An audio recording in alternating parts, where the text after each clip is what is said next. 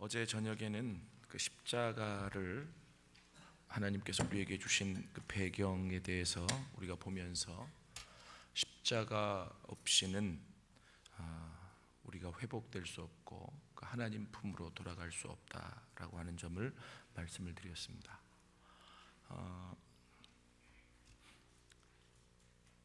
성경에 보면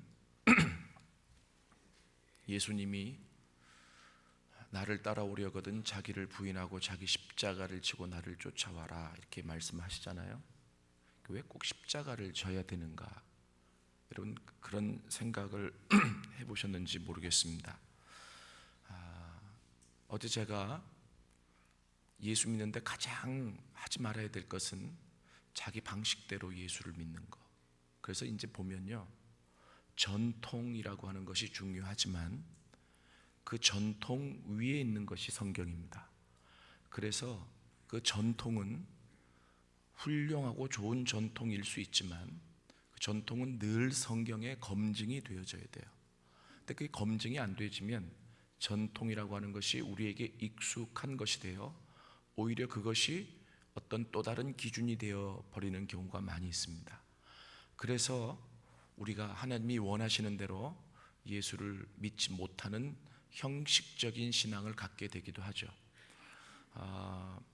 그러면 그렇게 우리가 하나님이 원하시는 기준대로 예수를 믿는다는 것이 도대체 뭐냐? 이제 오늘 이 새벽부터 본격적으로 말씀을 드리려고 하는데, 그것은 십자가를 지고 예수를 쫓아가는 길이다. 저는 이렇게 말씀드리고 싶어요. 흔히들 마태복음 16장 24절인가요? 이 제가 지금 말씀드린 누구든지 나를 따라오려거든 자기를 부인하고 자기 십자가를 지고 나를 쫓을 것이니라 라고 하신 이 예수님의 말씀을 급진적인 이 제자도로, 그래서 어떻게 보면 예수의 그 핵심적인 제자가 될 사람만 십자가를 져야 되는 것으로 해석하는 사람들도 있지만, 성경 어디를 보더라도 저는 그것이 옳지 않다라고 생각을 합니다. 십자가를 지고 예수를 쫓아가는 길은 이게 바로 신앙의 길이고 모든 사람들이 가야 될 길이라고 생각을 하는데, 그런데 십자가를 지고 예수를 쫓는다라고 했을 때 이게 참 어려운 부분이 있어요. 뭐냐면 거기 보면 자기 십자가라는 말이 또 따로 나오잖아요. 왜 예수님이 꼭 집어서 그냥 십자가를 지고 나를 쫓아와라 라고 얘기하시면 되는데 자기 십자가라고 얘기를 하셨을까? 이런 부분들도 우리에게 또 해석이 필요한 부분이기도 합니다. 그래서 제가 이렇게 생각을 했습니다. 십자가를 지고 예수를 쫓는다라고 하는 것은 첫 번째로 이제 십자가를 진다라고 해서 예수님처럼 똑같이 나무 십자가를 만들어 가지고 지고 다니는 건 아닐 테고, 이 십자가는 상징이기 때문에 십자가를 진다라고 하는 것은 십자가라는 상징이 가지고 있는 의미를 실천하는 것을 의미해요. 그러면 십자가가 가지고 있는 그 본질적인 의미는 어제 말씀드린 대로 내려놓는 것, 익숙한 것을 내려놓는 것, 그리고 자기를 포기하는 것, 헌신하는 것, 이런 기본적인 의미를 십자가가 가지고 있습니다. 그러면 도대체 내가 무엇을 포기해야 되는가? 내가 무엇을 헌신해야 되는가? 도대체 내가 무엇을 내려놓아야 되는가? 라는 문제가 생겨나죠. 저는 예수를 믿으면서 믿는 모든 사람들이 공통적으로 져야 될 십자가가 있다고 생각을 하고, 그리고 나만 내 환경과 내가 자라난 환경과 살아가는 환경, 그리고 나에게 있는 기질 때문에 나만 특별하게 져야 될 십자가가 있다고 생각해요. 이것을 이렇게 이름 붙여봤습니다. 공적인 십자가와 사적인 십자가. 그런데 사적인 십자가에 대한 부분들은 제가 십자가를 풀어가면서 말씀을 전할 때 성령께서 여러분 개별적으로 깨닫게 하실 부분들이고, 저는 오늘 이 첫째 시간부터 두 번째 시간부터 공적인 십자가에 대해서 여러분들과 같이 좀 말씀을 나누려고 하는 거죠. 그 첫 번째로 오늘 출애굽기 3장 18절에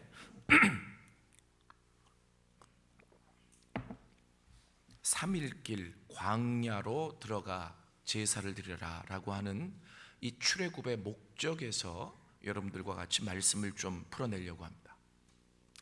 오늘 출애굽기 3장 18절은 실은 출애굽의 목적이라고 불려지는 구절입니다. 이스라엘이 왜 애굽을 나와야 하는가 이렇게 묻는다면 사람들이 이렇게 대답할 수 있습니다. 그들이 살기가 너무 힘들고 아들을 낳으면 다 죽일 정도로 핍박이 심했으며, 그리고 그들이 너무 고생스러웠기 때문에 하나님이 그들을 건져내시기 위해. 근데 실은 그 대답은 반도 못 맞는 대답이에요. 왜 그러냐면 하나님은 목적을 가지고 그들을 애굽에서 건져내신 거예요. 단지 살리시기만을 하기 위해서가 아니다라고 하는 거죠. 출애굽기를 보면 출애굽기에 그 이스라엘의 애굽에서 나온 출애굽의 목적을 한 세 가지로 말씀하고 있는데요, 오늘 이 첫 번째 18절이 첫 번째 목적이고 가장 중요한 목적이에요. 그런데 하나님이 이 모세에게 뭐라고 말씀하시냐면, 먼저 모세가 물었어요. 하나님, 제가 그 바로왕 앞에 가서 우리 백성들을 좀 히브리 민족을 해방시켜 달라, 이 땅에서 나가게 해달라라고 했을 때에 뭔가 목적이 있어야 되지 않겠습니까? 뭔가 내가 그에게 뭐라고 얘기해야 되지 않겠습니까? 바로왕 앞에 가서 내가 뭐라고 얘기를 할까요? 라고 물어봤을 때 하나님이 말씀해 주신 거예요. 그런데 거기에 핵심이 뭐냐 하면 제사를 드리게 하려 함이니라 그래요. 그죠? 자, 거기 보세요. 18절에 같이 한번 다시 읽을까요? 짧으니까. 시작. 그들이 내 말을 들으리니 너는 그들의 장로들과 함께 애굽 왕에게 이르기를 히브리에서 우리가 우리 하나님 여호와께 제사를 드리려 하오니 사흘 길쯤 광야로 가도록 허락하소서 하라. 아멘. 그들이 나와야 될 이유가 있는데 하나님이 이거는 전혀 생각하지도 못했던 엉토당토 않는 말일 수도 있어요. 제사를 지내게.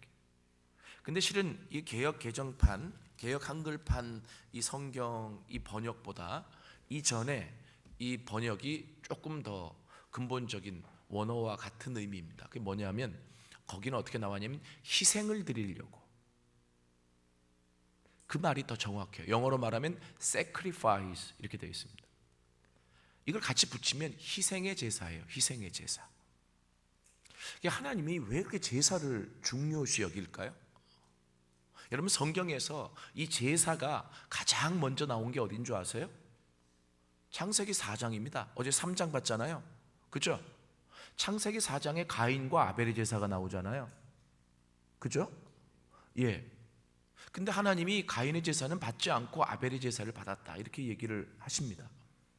그 이유에 대해서도 여러 가지 많은 해석들이 있습니다만은 우리가 구속사적으로 복음적으로 성경을 보는 입장에서는 이 창세기 4장의 제사가 어디에서부터 연관된다라고 보느냐면 창세기 3장 21절부터 연관된다고 봐요.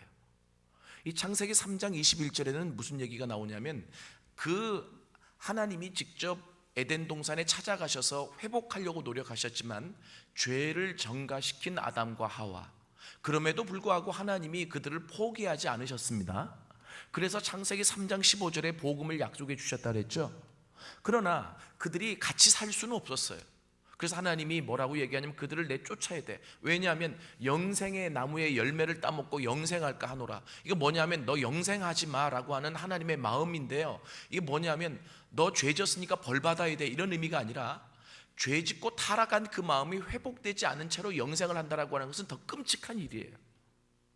그렇기 때문에 하나님은 회복을 위해 그들에게 어떻게 보면 유예 기간이 필요하다고 생각하신 거죠. 그래서 그들을 에덴 동산에서 내보내실 수밖에 없었습니다. 근데 내보내실 때 하나님이 그냥 내보내신 게 아니라 뭐 하셨느냐면 가죽 옷을 지어 입혀서 내보내셨어요. 그죠? 죄 지은 인간이 가장 먼저 한 일이 뭐냐면 나뭇잎으로 옷을 만들어 입은 일이었습니다. 여러분, 옷을 왜 만들었을까요? 그리고 어디를 가렸을까요? 제가 이렇게 물으면 누가 그래요? 네이버에 거기라고 하면 쳐보래요. 여러분, 창세기 2장 마지막 절에 보면 그들이 벌거벗었으나 부끄러워하지 아니하더라, 이렇게 나옵니다. 벗고 살았어요. 그들이 성범죄자들이 아니에요. 어디를 가렸을까요 하면 생식기를 가린 게 아닙니다. 그죠? 무슨 말인지 아시죠? 이게 왜냐하면 TV나 어디 그림 같은 데 보면 최초의 인간 해가지고 나오는데 꼭 뭐 나뭇잎으로 거기 생식기를 가린 모습이 나오죠. 그 왜 그러냐면 올루드를 못 그리니까 아마 그리지 않았을까. 그러니까 사람들이 이게 인식이 세뇌가 돼가지고 최초의 사람들은 나뭇잎으로 옷을 만들어 입었는데 거기를 가렸나 봐, 이렇게 생각을 한단 말이에요. 저는 그렇게 생각하지 않습니다. 왜냐하면 원래 벗고 살았으니까. 근데 죄 짓고 나서 갑자기 그들이 처음 한 일이 옷을 만들어 입었단 말이에요. 그럼 무엇을 가리려고 했느냐? 그들이 지은 죄입니다. 그죠?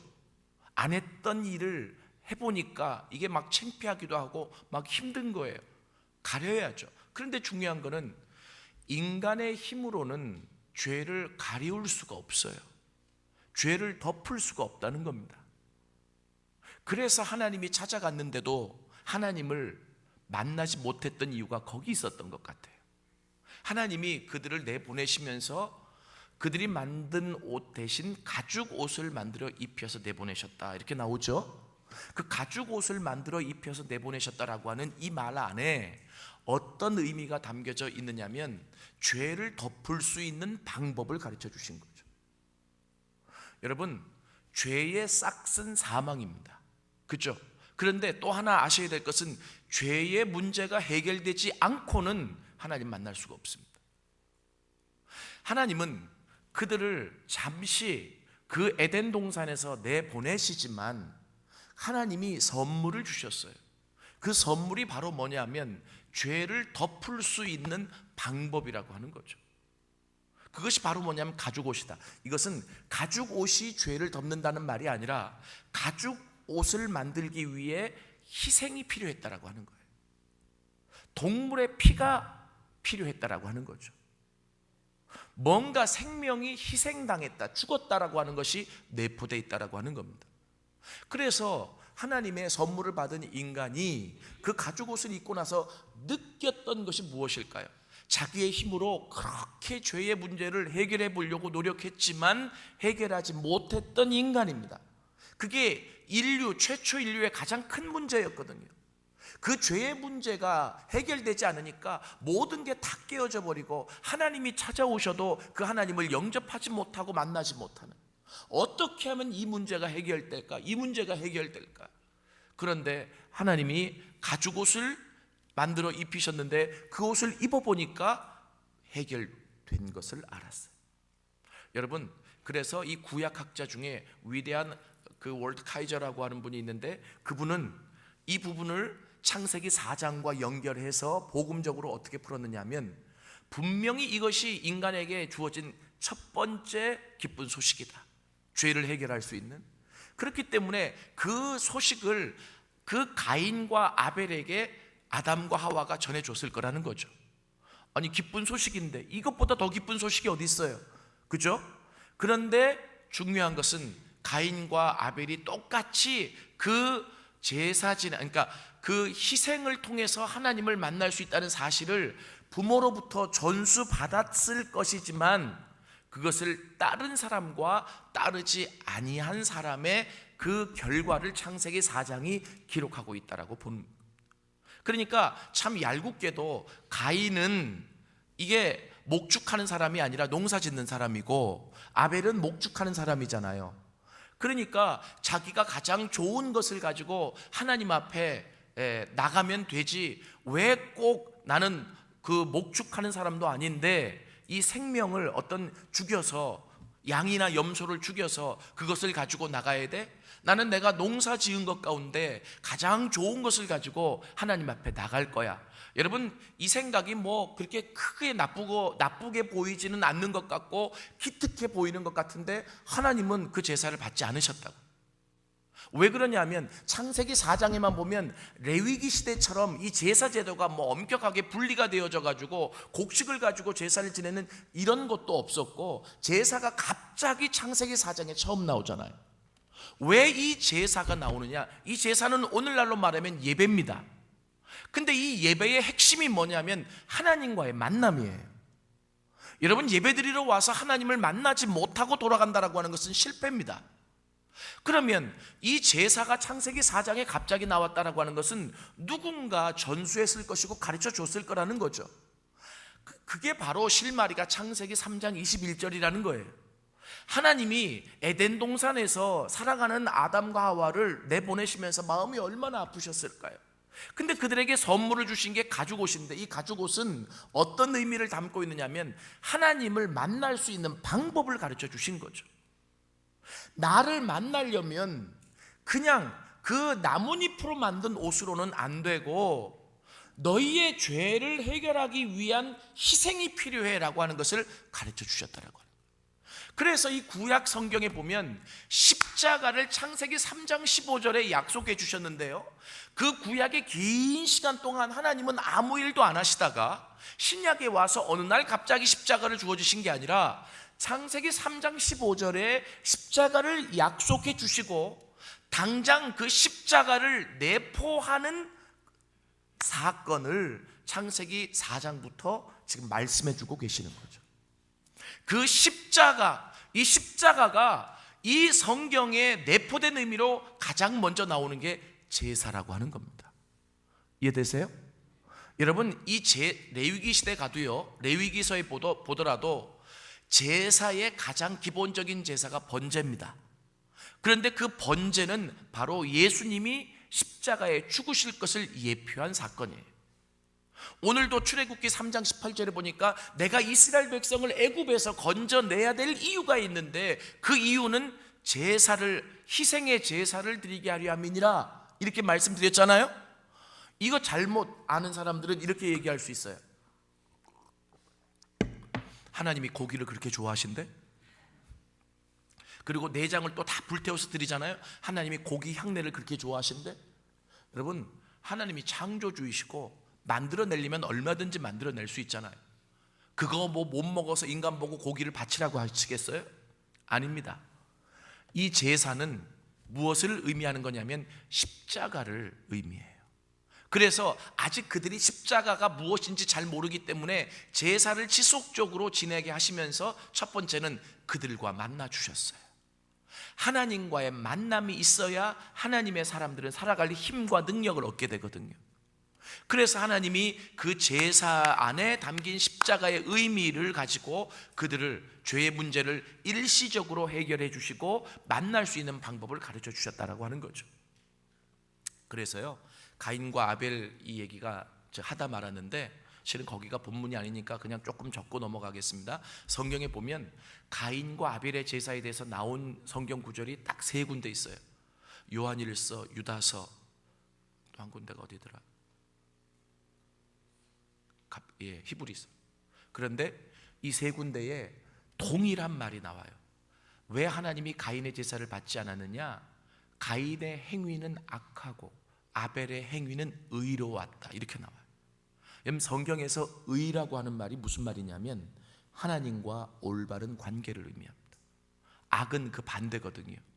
그러면 가인이 제사를 지낸 그 행위는 하나님과 올바른 관계, 다시 말하면 하나님의 마음을 알고 하나님의 의도를 알고 드린 제사였고, 가인은 그렇지 않았다는 거죠. 그래서 제가 말했잖아요. 뭐냐면 신앙에 있어서 우리가 하나님 예수를 믿는 데 있어서 가장 하지 말아야 될 게 자기 방식대로 예수 믿는 거라. 이해되세요? 이게 의도는 좋은 것처럼 보이지만 그게 뭐냐면 하나님은 인류를 구원하기 위해 그 죄 때문에 하나님의 형상과 모습이 깨어져서 우둔해져 버린, 그리고 정말 어리석어져 버린 인간을 지금 끌어오시면서 회복의 길로 들어서시게 하고 있잖아요. 그래서 아직 십자가가 무슨 의미인지 알지 못하는 그들에게 제사라고 하는 이 어떤 상징성을 가지고 있는 십자가의 의미를 내포한 행위를 허락하셨는데, 그들은, 이 가인은 자기가 좋을 대로 자기 방식대로 제사를 지낸 거죠. 하나님의 마음을 헤아리지 못하고. 이게 악이라는 거예요. 이 행위가 구약 성경의 이스라엘에게 계속 반복되고 있습니다. 구약 성경에서 가장 선지자들을 통해서 핵심적으로 나오는 말이 슈브라고 하는 말이에요. 히브리어로 슈브라고 하는 말은 돌아오라는 말이에요. 돌아오라 이스라엘. 근데 그들이 이 선지자들의 말을 깨닫지 못했어요. 왜 그런 줄 아세요?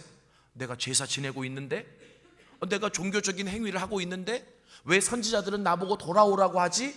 깨닫지 못하는 거죠. 하나님은 선지자를 통해서 뭐라고 얘기하냐면, 야, 나는 제사를 원치 않아 그래요. 여러분, 그럼 제사 드리지 말란 얘기입니까? 아니에요.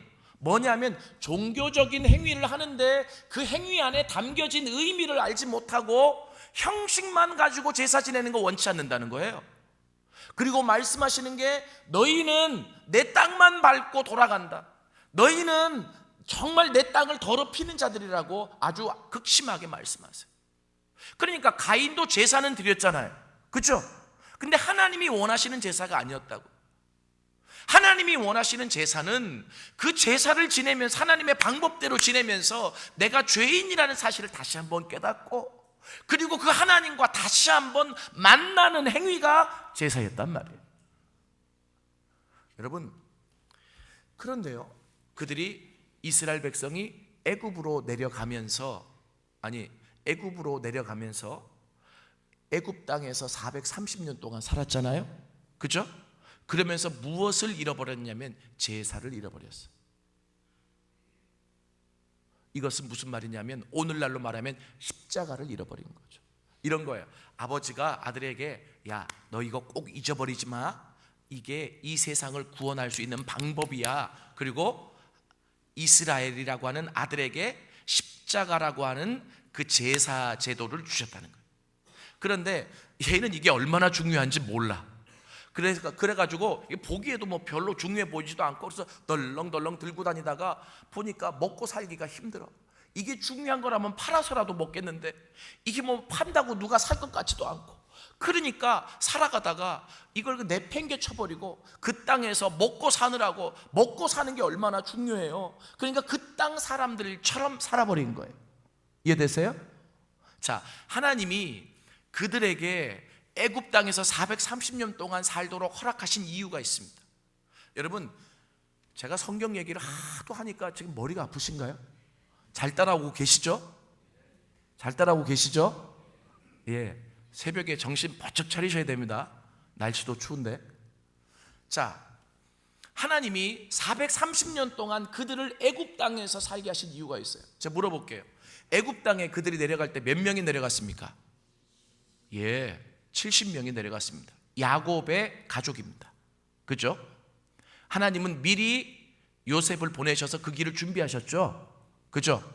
430년 만에 모세를 통해서 출애굽해서 나올 때 몇 명이 나왔습니까? 몰라요. 성경에 안 기록되어 있어요. 그런데 성경에 뭐라고 나와 있냐면 장정만 60만이라 그랬어요. 그죠? 그러면 그 당시에는 옛날이니까 대가족 제도였을 거란 말이에요. 그러면 장정 한 명당 5명 이상의 가족이 있겠지만 5명만 치더라도 300만이 넘습니다. 5, 6에 30. 그죠? 별로 놀라지도 않으시는데 학자들이 밝혀냈어요. 뭐냐면 70명이 내려가서 아무리 먹고 살기 좋은 환경이 된다고 할지라도 400년 만에 300만 명이 넘는 한 민족을 이룬 예가 없어요. 이건 그렇게 될 수가 없대요. 근데 하나님이 하게 하셨어요. 할렐루야. 왜 그랬을까요? 왜 그랬을까요? 아브라함과 세운 언약을 1차적으로 성취하신 거죠. 그 아브라함에게 하나님 뭐라 그랬습니까? 여러분, 본격적인 구속의 역사는 창세기 12장에 아브라함을 통해서 나와요. 그죠? 그런데 그 아브라함에게 계속 하시는 말씀이, 하늘의 별을 봐라, 땅에 모래를 봐라, 내가 네 자손을 저와 같이 해주고 한 민족을 만들 거야, 얘기하시잖아요. 근데 그것이 1차적으로 성취된 게, 그러면 하나님은 왜 꼭 민족을 만드셔야 되나요? 그게 출애굽기 19장에 나옵니다. 출애굽기 19장에 보면 어떤 얘기가 나오냐면, 그 애굽에서 건져내신 그들을 시내산에 딱 데리고 가서 하나님이 말씀하시죠. 뭐라고 말씀하시냐면 언약을 세워요. 이것이 시내산 언약이라고 아주 유명합니다. 구약에서 시내산 언약을 알지 못하고는 구속서적으로 성경을 볼 수가 없어요. 거기에 보면 뭐라고 말씀하시냐면, 내가 너희를 제사장 나라 만들 거야. 믿습니까? 이게 무슨 말이냐면, 한 사람 아브라함을 통해서 한 민족을 만드셨는데, 왜냐하면 이 세상이 얼마나 많은 나라 민족으로 구성되어 있습니까? 그렇기 때문에 개인이 중심이 돼서 개인과 같은 한 민족을 만드시고 그 민족을 하나님께서 사용하셔서 이 땅에 있는 모든 민족을 구원하시고자 함이에요. 믿습니까? 그래서 하나님이 1차적으로 아브라함과 세운 언약을 성취하시기 위해 애굽이라고 하는 토양이 좋은 곳에다가 요셉을 보내시고 70명을 보내셔서 그 땅에서 430년 살게 하시면서 한 민족을 이루신 거죠. 그러면 참 재미있는 게 뭐냐면 그들이 이러한 하나님의 구속의 역사를 계획을 알고 그 애굽 땅에서 하나님만 섬기고 하나님을 의지하면서 잘 있다가 하나님이 나와 그러면 나와야 되는데 그렇게 못해요. 이게 인간의 연약함이에요. 그래서 그들이 그 애굽 땅에 가서 430년 동안 사는데 어떻게 사느냐면 자기 방식대로 그 애굽 사람들을 따라서 하나님 버리고 그 잡다한 신들을 섬기며 살았어요. 하나님의 백성이란 정체성이 없어져 버렸어요. 자, 그런데 이제 한 300만 명이 넘는 한 민족을 구성해서 이제는 이 민족을 통해 하나님이 일하셔야 되겠는데 하나님의 때가 됐는데 하나님이 그 땅에서 나와 그럼 나올까요? 안 나올까요? 어렵게 생각하지 마시고 나를 보면 돼요. 네? 여러분 이렇게 표현해서 정말 죄송합니다. 그냥 용서하시고 들으세요. 등 따시고 배부른데 하나님이 나와 그럼 나올까요? 안 나올까요? 안 나옵니다. 절대로 안 나옵니다. 그래서 하나님이 허락하신 게 뭐냐면 고난이라고 하는 방법이에요. 그래서 우리가 흔히 예수 믿으면서 고난이 축복이다, 고난이 축복이다 하는 이유가 여기에 있습니다. 그래서 이게 고난이 어떻게 오느냐면 원래 왕의 자리는 세습이 되잖아요. 요셉이 애굽을 구한 1등 공신이기 때문에 이게 세습이 되니까 어떤 왕이 세워져도 이 나라를 구원한 요셉의 그 가족들을 지키고 보호한 거죠. 그래서 하나님이 출애굽기 2장에 보면 어떤 말이 잠깐 나오냐면 쿠데타가 일어났어요. 그래서 요셉을 알지 못하는 새로운 왕이 세워진 거죠. 이게 세계사에 보면 이 애굽에서 일어난 이집트에서 일어난 대혁명이었어요. 근데 이제 성경은 요셉을 알지 못하는 새로운 바로 왕이 세워졌다라고만 한 줄에 기록되어 있습니다. 그러니까 새로운 왕이 딱 생겨보니까 아니 우리 민족이 아닌데 기하급수적으로 인원이 늘어나고 있고 저들을 가만히 뒀다가는 위협적인 존재가 될 것 같거든요. 그래서 핍박을 가하기 시작하는 거예요. 하나님이 역사에 개입하셔가지고 지금 이 세상을 구원하기 위한 본격적인 일이 가동되고 있는 거죠. 어느 정도로 핍박이 심했느냐, 아들을 낳으면 다 죽여버리고 그리고 흙과 지푸라기를 제대로 주지도 않으면서 일정량의 벽돌을 찍어내게 하고 그러니까 그들이 너무 힘든 거예요. 여러분 사람이 살기가 힘들고 어려우면 나를 도와줄 존재를 찾잖아요. 그들이요 처음에는 애굽 사람처럼 살았기 때문에 애굽에서 섬겼던 신들의 이름을 다 불러봤을 거예요. 그러나 그들이 헛된 우상들이기 때문에 응답할 수 있을까요? 없을까요? 없습니다. 그죠? 그러니까 하다가 안 돼서 나중에는 그들이 떠올린 게 있어요. 뭡니까? 출애굽기 2장에 나와요. 아브라함의 하나님, 이삭의 하나님, 야곱의 하나님. 믿습니까? 여러분 이게 무슨 말인 줄 아세요? 실은 성경에 보면 아브라함의 하나님, 이삭의 하나님, 야곱의 하나님 이러시잖아요. 그죠? 여기에 많은 의미가 함축되어 있는데 출애굽기 2장에 나오는 의미 중에 하나 이런 거예요. 뭐냐면 그들이 하나님을 안 섬겼어요. 430년 동안. 그러니까 그 하나님이 어떤 하나님인지 막연하게 잘 알지 못하는 거죠. 그러나 그들이 알고 있는 것은 이 하나님이라고 하는 존재가 우리 조상 아브라함에게 이런 분이셨다. 우리 이삭이라고 하는 조상에게 이런 분이셨다. 우리 야곱이라고 하는 조상에게 이런 분이셨다. 그러니 우리 조상이 섬겼던 이 하나님께 한번 부르짖어 보자라고 그들이 하나님 앞에 요청한 것 같아요. 근데 출애굽기 2장의 말미에 보면 참 재밌어요. 뭐냐면 하나님이 그들의 소리를 들으시고 이게 옛날 성경 버전에 보면 더 자세히 나와 있는데요. 그들을 권념하셨더라. 이게 그들을 찾아가셨더라라고 하는 말이에요. 야, 저는 이 구절을 보고 참 울컥했습니다. 430년 동안 자기 멋대로 살았잖아요. 하나님 없이 살았잖아요. 그런데 죽을 지경이 되니까 드디어 하나님을 찾는데, 하나님, 그것도 그 하나님 앞에 뭐 절실하게 부르짖었겠습니까? 아브라함의 하나님, 이게 희미한 거예요. 자기도 잘 몰라. 아브라함의 하나님, 이삭의 하나님, 야곱의 하나님 하고 부른 거죠. 그런데 하나님은 그 소리를 들으시고 아브라함과 이삭과 야곱과 세운 언약을 기억하사 그들을 찾아가셨더라. 할렐루야. 이분이 우리 하나님이십니다. 430년이 지나도 자기 멋대로 살았어도 내가 죽을 지경이 돼서 부르기만 하면 찾아오신 분이 하나님이십니다. 여러분, 왜 하나님을 못 만나요? 그 하나님을 이렇게 전심으로 찾지 않았기 때문이에요. 430년이 지나도 그 하나님의 이름을 부르기만 하면 찾아오시는 분이 하나님이시더라. 믿습니까? 그래서 지금 무척 힘드네요. 이게 지금 성경에 지금 출애굽기 3장이 본문 설명하려고 쭉 얘기한 거예요. 왜냐하면 그렇지 않고 이게 제사를 지내려고 그래? 이게 뭔 의미야? 이렇게 나올 수 있거든요. 구속사적으로 지금 쭉 이어서 지금 말씀을 드린 거예요. 여러분, 그리고 나서 제 길 보세요. 하나님이 모세에게 그들이 애굽에서 나와야 될 이유가 있어. 그들은 살기 위해서 불렀어요. 하나님 못 살겠어요. 당신이 우리 조상에게 역사한 하나님이거든. 그 신이 막걸랑 우리를 구해만 주세요. 그죠? 그들은 구원을 목적으로, 그 땅에서 탈출을 목적으로 하나님을 불렀지만 하나님의 계획은 그 땅에서 탈출하는 데만 있지 않았어요. 그들을 통해 이 땅을 구원하시고자 한 원대한 계획을 가지고 계십니다. 아멘. 이것이 우리에게도 동일해요. 때로는 오늘 이 자리에 이 새벽에 오신 분들 가운데 극심하게 힘든 고난 속에 계신 분들이 계실 거예요. 이 고난에서 빠져나오고자 하나님을 부르지만 하나님은 그 고난에서만 빠져나오시게 하시는 것이 아니라 오히려 그 고난을 통해 하나님을 부르게 만드시고, 그리고 그 부른 하나님의 이름 때문에 찾아가셔서 더 깊게 만나주시면서 내가 알지 못하는 나를 향한 하나님의 위대한 계획을 실행하시기 시작하시는 분이십니다.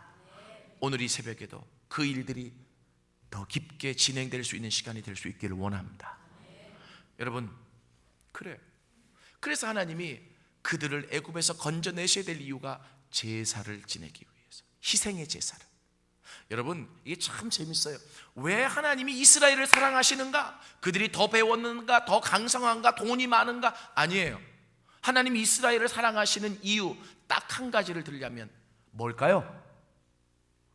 이 세상을 구원할 수 있는 십자가를 가지고 있는 민족이기 때문에 그래요. 이해되세요? 이 세상을 구원할 수 있는, 이것을 바울 사도가 어떻게 표현했냐면 우리는 질그릇이라 그랬잖아요. 그죠? 그래서 이 질그릇이 깨어질 때 우리 안에 있는 보배가 드러나는 거예요. 예수 그리스도라고 하는. 믿습니까? 나는 잘난 거 없어요. 내 안에 예수님이 계시기 때문에 내가 존귀한 자예요. 이제 그것을 극도로 그렇게 표현했어요. 여러분, 여기서도 마찬가지예요. 이스라엘이 뭐 그렇게 잘났기 때문에 아니에요. 첫 번째는 아브라함과 세워주신 언약을 통해 만들어진 민족이고, 그리고 그것보다 더 중요한 것은 그 민족이 하나님이 이 세상을 구원할 방법인 십자가를 가지고 있는 민족이니까. 아직 그게 뭔지는 이들은 잘 몰라요. 이해되시죠? 예. 그래서 지금 너희를 그 땅에서 건져내야 될 이유가 희생의 제사를 드리게 하려 합니다. 그래서 저는 그렇게 얘기합니다. 오늘날에도 예수를 믿지만 십자가를 잃어버린 사람들이 참 많아요. 십자가 없는 기독교, 안고 없는 찐빵보다 더한 겁니다. 안고 없는 찐빵은 그래도 먹어줄 만은 해요. 그러나 십자가 없는 그리스도인, 이게 그리스도인이라고 얘기할 수 있겠습니까? 그런데 오늘 제가 한마디만 더 하고 마무리할게요. 성경에 보니까 제사를 드리려 하는데 어디서 드리래요? 사흘길쯤 걸어가서 광야에서 드려라 그래요. 그죠? 이게 이스라엘에게 요구하신 공적인 십자가예요. 그리고 오늘날 우리가 예수를 믿을 때 누구나 다 져야 될 십자가예요. 자, 보세요. 그냥 제사를 지내라 그러지 않아요. 자, 저 따라해 보세요. 사흘길. 광야로 들어가서 제사를 지내라. 예. 성경에 보면요, 10가지 재앙을 내릴 때 이 모세하고 바로가 줄다리기를 해요. 바자로 시작하니까 비슷하잖아요. 그래서 아니, 웃지도 않으세요. 제가 너무 심각하게 얘기하나요? 저 그래도 성경 얘기만 하잖아요. 예? 딴 얘기 안 하고, 딴 얘기 별로 할 게 없어요. 제가 뭘 예화를 들더라도 성경을 좀 이해시키기 위해서 제가 예화를 드는 거고요. 그래서 제가 어제 말씀드렸죠. 여러분들이 알고 있는 많은 지식이 십자가라고 하는 것을 중심으로 꿰어지는 시간이 됐으면 좋겠어요. 예. 자, 그래서요, 뭐 얘기하다 말하죠. 예, 사흘길 광야. 왜 제사를 드리면 되지? 바로 얘기하다 그랬잖아요. 바로 안 웃길래 왜 안 웃으시냐고. 그래서 이 바로랑 줄타기를 하는데요, 바로가 뭐라 그러냐면, 야, 왜 사흘길을 걸어가냐, 이 땅에서 제사를 드려라. 이게 유혹이에요. 근데 하나님은 엄격하게 딱 한 번 얘기하면 사흘길 광야야. 여러분, 바로가 이 정도만 허용해서도 할렐루야 이럴 수 있잖아요. 야, 제사를 드리란다, 우리 이 땅에서 드리자. 근데 모세는 참 철두철미한 사람. 모세에 대해서 제가 마지막 내일 오후에 말씀드릴 건데요, 십자가와 하나님의 사람이라. 하나님이 말씀하신 그 그대로 따라. 아닙니다. 하나님은 3일 길을 걸어가라고 그랬습니다. 그러니까 바로가 또 나중에 또 그래요. 야, 너희의 행위가 악하다. 너희의 노약자도 있고, 그리고 갓난아이들도 있는데, 자, 그리고 여인네들이 얼마나 힘드냐, 광야가 얼마나 힘든 곳인데, 그러니까 너희들 다 가지 말고 남정네들만 가라 그래요. 그럼 3일길 광야 가는 거 아니에요. 그런데 모세가 안 됩니다 라고 얘기해요. 우리는 다 가야 합니다. 여러분, 이게 바로의 괴략인데요, 남정네들만 3일길 광야로 가서 제사를 지내잖아요. 그럼 특징이 있어요. 남자는 혼자 못 살아. 그래서 반드시 가족이 있는 곳으로 돌아와요. 이게 사단의 계략이에요. 한 번 정도는 그렇게 예배드려도 돼, 하나님 만나고. 니네가 하도 발광을 하니까, 이런 식이죠. 그런데 다시 돌아와야지, 익숙했던 이 땅으로. 그리고 또 그 남자들이 신앙심이 좋아가지고 우리는 안 돌아간다, 죽을 때까지 여기서 살 거야, 그래봤자 그 세대만 예배를 드리고 끝나요. 다음 세대가 없는 거죠. 하나님의 구속의 사역을 근본적으로 막는 행위입니다. 그런데 그것을 다 알지 못하는 이스라엘이, 와, 드디어 3일길 광야를 가서 제사를 지내네, 절대로 타협하지 않아요. 이해되세요? 그래서 이 3장 18절이 얼마나 중요한지 몰라요. 여러분, 죄송한데요, 서울에는 어떤 교회들이 있는 줄 아세요? 어른들은 1000여 명 모이는데 주일학교가 안 나와서 문을 닫는 교회들이 여럿 생겼어요. 저는 죄송합니다만 이렇게 묻고 싶어요. 그러면 그 어른들의 신앙이 뭘까? 예수 믿어야 구원받는 건 맞는가? 예수님이 원하시는 방식대로 예수를 믿는가? 나는 예수 믿으면서 아이들 그 주일날 시험 본다면 막 시험부터 보라고 그러고, 그게 신앙인가? 저는 오늘 새벽에 깜짝 놀랐던 게, 애들이 비록 자더라도 이렇게 같이 나와가지고 이 성경 얘기를, 우리 어르신들은 그래도 이 성경을 많이 보고 듣고 읽었기 때문에 제가 얘기하면 이해는 하시잖아요. 근데 아이들이 도대체 뭘 안다고, 그래도 다 들어요. 그리고 나중에 그 들었던 게 꿰어지는 날이 옵니다. 제가요, 저희 아버지가 늦게 신학을 하셨는데 막 성령에 불 받아가지고 뜨거우니까, 그 당시에는 기도원이 한국교회 부흥의 산실이었거든요. 기도원을 그렇게 쫓아다니셨어요. 그러면 제가 그때 아직도 기억나요. 6살 때인데 아버지 따라서 엄마 따라서 맨날 기도원 가거든요. 그러면 효도한답시고 가장 먼저 하는 게 자리를 펴고 누워서 자는 일이에요. 왜냐하면 자야 엄마 아빠가 신경 안 쓰고 은혜 받으니까. 그런데 누워서 이렇게 딱 자려고 하면은 이게 잠이 안 올 때도 있잖아요. 그럼 우리 엄마 아빠는 내가 자는지 보면 얼른 눈을 감아요. 예? 그러면 자는 줄 알고 막 하나님 앞에 부르짖더라고요. 제가 아직도 기억나는 게, 목사님들의 설교를 다 들어요. 이게 얼마나 설교를 들었는지, 교만해서 제가 초등학교 들어갈 때쯤이면 목사님들이 설교를 하신다고 본문을 얘기하면 무슨 설교하겠다는 게 감이 와요. 나중에는 그 모든 것들이 하나님이 저를 사용하시는데 다 쓰여지더라고요. 그래서 저는 오늘 이 새벽에 온 우리 아이들을 축복합니다. 하나님이 여러분들을 위대하게 사용하실 거예요. 자, 빨리 이제 끝마쳐야죠. 그 왜 사흘길 광야로 가라고 했느냐? 여기 중요한 게 있어요. 여러분, 성경에 사흘이란 얘기가 많이 나오죠? 그죠? 어디 나옵니까? 아브라함이 이삭을 바칠 때 모리아산에 사흘길을 걸어갔어요. 맞습니까? 또 당장 또 사흘이 어디 많이 나오냐 그러면 또 할 얘기가 또 없어져 갑자기. 자, 몇 가지만 대표적으로 얘기할게요. 그리고 요나가 물고기 뱃속에 들어가서 4일 만에 나왔어요. 예수님이 십자가에 죽으신 뒤에 사흘 만에 부활했어요. 그죠? 뭐 이 3일이라는 숫자를 절대화할 필요는 없습니다만은, 그러나 이 사흘이라고 하는 이 시간이 갖는 의미가 있어요. 그건 뭐냐면, 결론적으로 얘기할게요. 한마디로 절대적인 분리를 의미합니다. 그러면 애굽에서 3일길을 떠나라라고 했을 때 그것은 뭐냐면 애굽과의 절대적인 분리예요. 아세요? 여러분, 사람이 죽어도 평범한 보통 사람들은 3일장을 하잖아요. 그죠? 그 왜 그러냐면 과학적으로도 근거가 있대요. 뭐냐면 사람이 죽었다가 다시 살아나기도 하잖아요. 근데 3일이 지나면 다시 살아날 가망성이 없다는 거죠. 절대적인 분리입니다. 제사를 형식적으로 지내는 걸 하나님이 원치 않아요. 하나님은 고기 먹고 싶어서, 고기 냄새 맡고 싶어서 제사를 지내라는 게 아니라 하나님과 만나게 하시기 위해서. 믿습니까? 그래서 하나님이 요구하는 게 뭐냐면, 하나님은 성경 어디를 보더라도 온 마음으로, 전심으로, 온 뜻을 다해 하나님을 섬기라 그러잖아요. 믿습니까? 왜 하나님을 만나지 못하느냐면, 이 자리에 나왔어도 내 자세가 온 마음과 온 뜻을 다해 하나님 한 분이면 안 됩니다라고 하는 마음이 없으면 종교적인 행위는 하고 돌아가실 수 있지만 하나님을 만나지는 못하는 거예요. 그래서 하나님이 우리에게 간혹 그 고난을 허락하신 이유가 뭐냐면, 항상 고난이 올 때 우리는 하나님께 부르짖잖아요, 그리스도인들은. 근데 그때 부르짖는 그 모습은 이게 고난이 해결 안 되면 죽을 것 같거든. 그러니까 하나님 앞에 전심으로 매달리게 되는 거예요. 오히려 그래서 그 시간들이 축복의 시간인 거죠.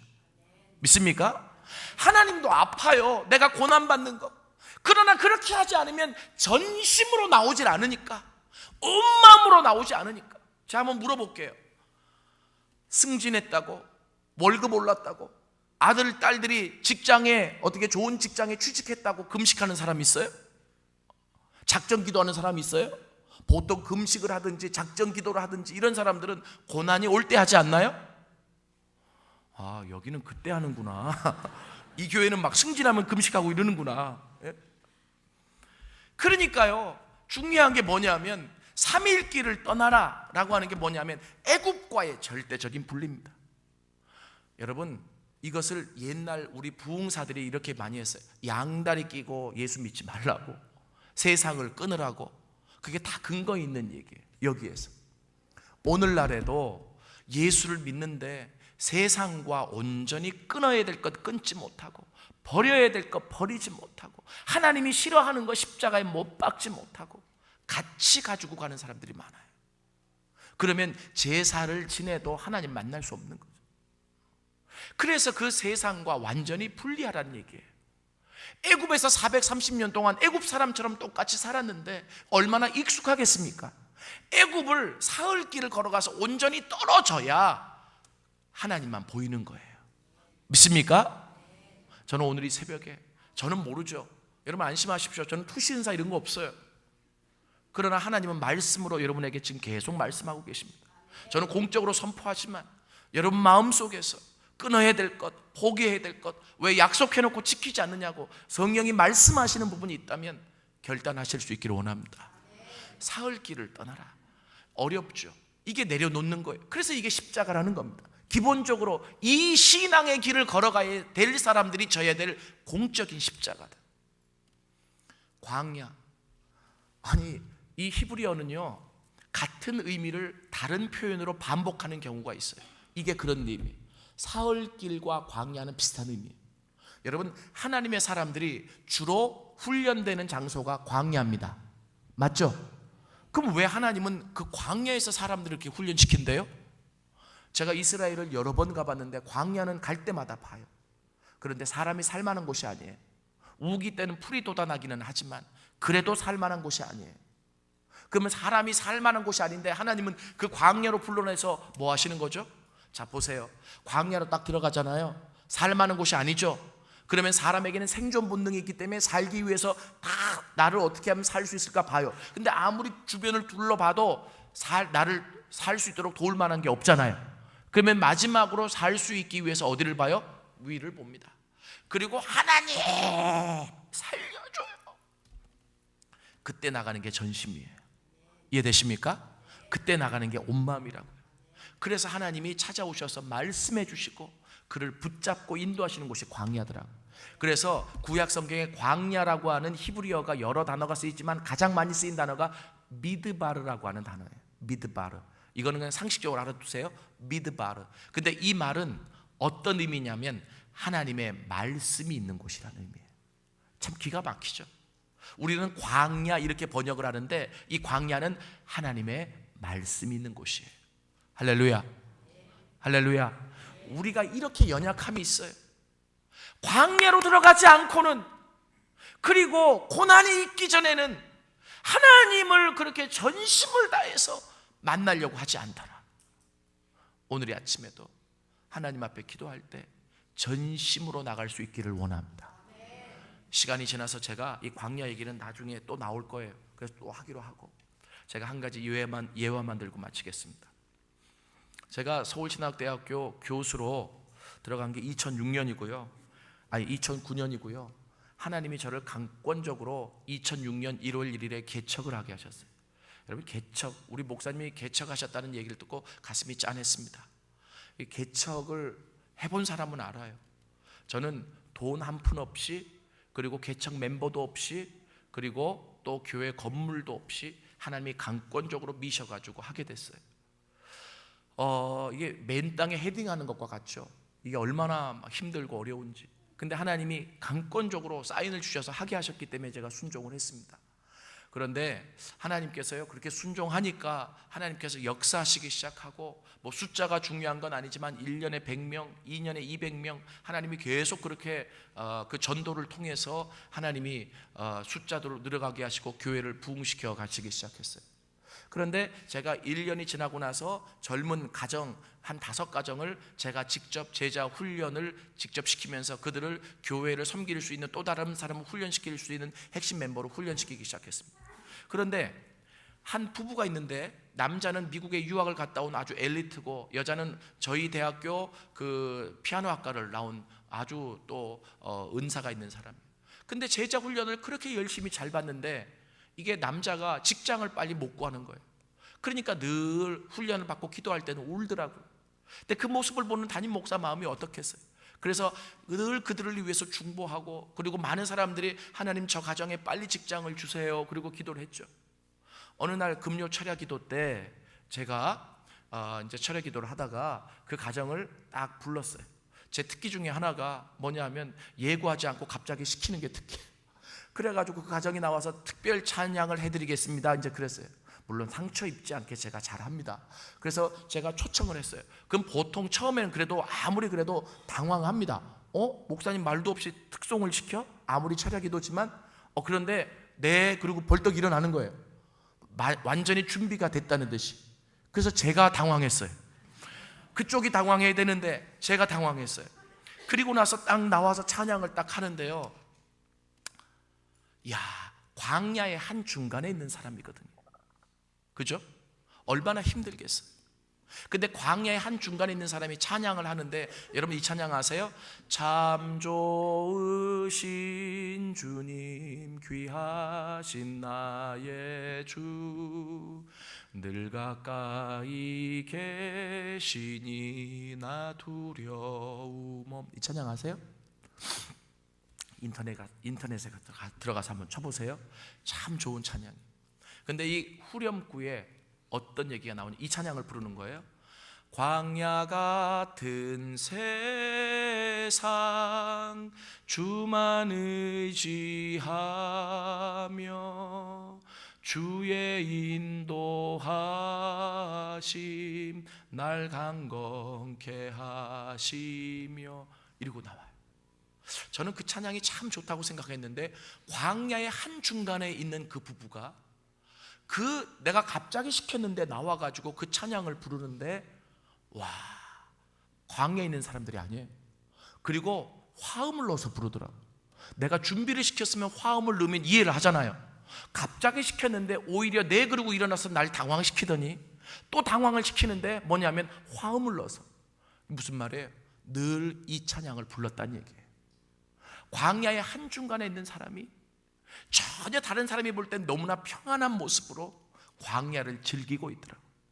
저는 결론적으로 오늘 여러분들에게 이렇게 말씀드리고 싶어요. 광야는 인간적으로 볼 때는 힘든 시간일 수 있어요. 그러나 하나님이 찾아오시는 곳이에요. 하나님의 말씀이 있는 곳이에요. 그래서 그 하나님만 만나면 여러분 즐길 수 있는 곳이 광야입니다.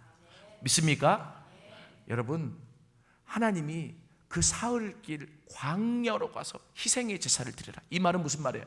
날 좀 만나자. 날 좀 만나자. 날 좀 만나자. 믿습니까? 제가 이렇게 얘기하니까 막 광야를 어떻게 들어가야 될까 막 고민하는 사람이 있어요. 고민하지 마세요. 예수만 잘 믿으면 이 세상이 광야예요.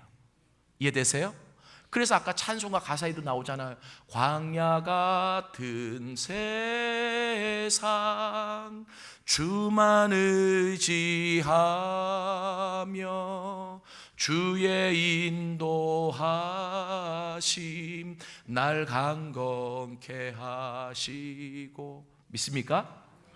저희 어머니 아버지가 제 어릴 때 찢어지게 가난하게 살았어요.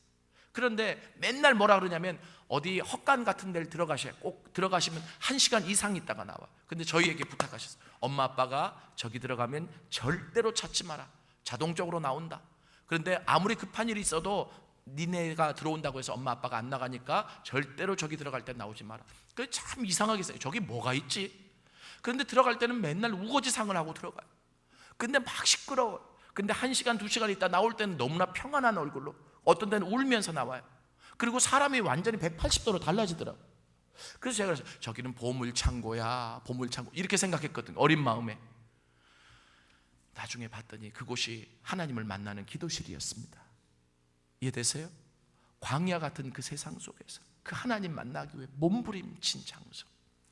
오늘 그리스도인들이 신앙생활을 하면서 이 3일길 광야라고 하는 기본적으로 져야 될 십자가를 지지 않기 때문에 희생의 제사를 드려도 형식이 돼버리고 하나님을 만나는 일들이 사라지지 않는가. 오늘 이 새벽에 꼭 기억하십시오. 십자가를 잃어버린 이스라엘을 향해서 내가 너희를 애굽에서 건져내는 이유가 목숨을 부지하고 살리기 위해서가 아니라 너희를 향한 나의 큰 계획이 있기 때문이야. 희생의 제사를 드려야 돼. 믿습니까?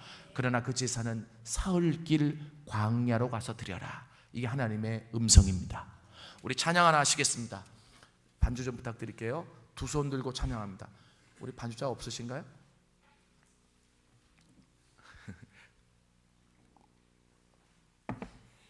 그러면 그냥 합시다. 두 손 들고 찬양합니다. 아세요? 아니, 잘 모르세요? 아시죠? 두 손 들고 찬양합니다. 아시죠? 예. 우리 이 찬양을 부르시다 보면 이게 손은 안 들어도 되는데 뭐 또 들고 싶은 분은 드셔도 돼요. 근데 가사의 의미가 이래요. 두 손 들고 찬양합니다. 이게 뭐예요? 언제 두 손 듭니까? 전적으로 굴복할 때, 하나님 앞에 전적으로 나갈 때. 이해되세요? 이 가사의 의미가 그래요. 그래서 후렴에 보면 뭐라고 나오냐면 나 주님만을 섬기리 이렇게 나오죠. 주님만 섬기겠다. 헛된 것을 버리고 나오잖아요. 그죠? 이게 십자가의 의미예요. 하나님, 세상에 자랑하던 것, 세상에 기댔던 것, 세상에 줄댔던 것 다 끊어버리고 주님만 섬기겠습니다. 믿습니까? 주님만 바라보겠습니다. 사흘길 광야에서 희생의 제사를 드리겠습니다. 오늘 이 의미를 가지고 하나님 앞에 우리가 나갔으면 좋겠습니다. 이 찬양 부르고 기도하시다가 자유롭게 돌아가시겠습니다. 우리 두 손 들고 찬양합니다. 찬양합니다. 두 손 들고 찬양합니다. 다시 오실 왕 여호와께 오직 주만이 나를 다스리네. 나 주님만을 섬기리. 헛된 마음 버리고 성령이여 내 영혼 충만하게 하소서.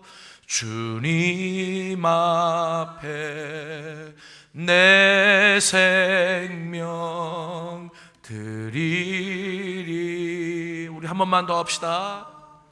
두 손 들고 찬양합니다.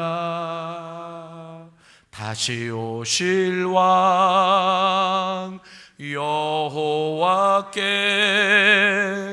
오직 주만이 나를 다스리네. 나 주님만을 섬기리. 헛된 마음 버리고 성령이여 내 영혼 충만하게 하소서.